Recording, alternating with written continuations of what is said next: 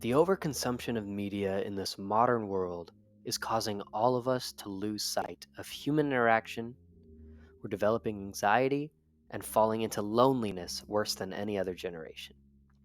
The slavery to instant gratification is destroying our life songs and causing us to miss out on the good things God desires that we experience in life.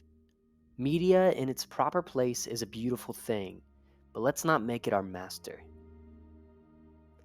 In Vinland Saga, there's a scene where a man is beating his slave. The irony in this is the man beating his slave is actually a slave himself, to greed. Pretending to be a master, he is actually just a slave.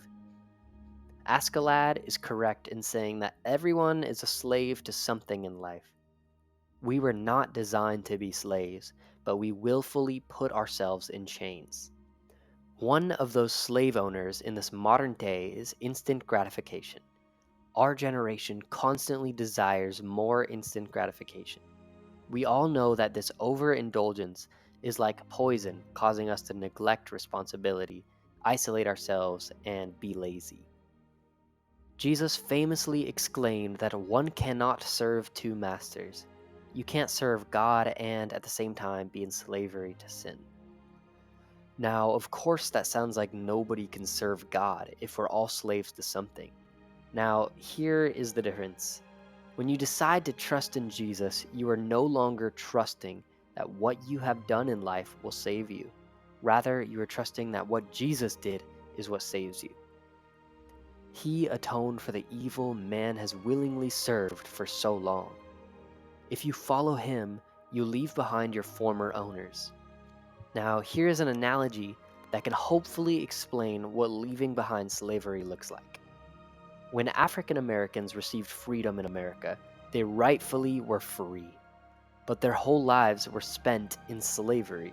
So, how does one live this new life in freedom? They didn't know.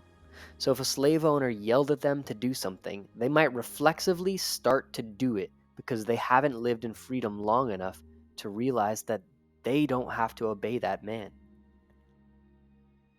Now, if a man was freed from sin, and sin tried commanding the now free individual to do something, they very well might obey, because that is the only life that they have known for so long. One of the reasons I love Vinland Saga is that Thorfinn is corrupted throughout life because he remains a slave to revenge. The sins of others caused him to end up a slave to revenge, but that doesn't justify his own choice to serve revenge. In Season 2, Thorfinn becomes an actual slave, but the whole season is about him becoming free internally, whilst externally he is a slave. Another piece of irony.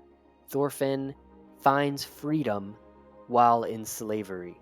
It's beautiful. Now, the spirit is willing, but the flesh is weak. If we embrace God, we can be sanctified. We can unlearn our sinful ways throughout our lives. We can learn how to be more free each and every day. Sin may temporarily bring pleasure, but in the long run, it produces death. Let us all strive for self-control. Self-control is one of the fruits of the Spirit. A man without self-control is like a city broken into and left without walls.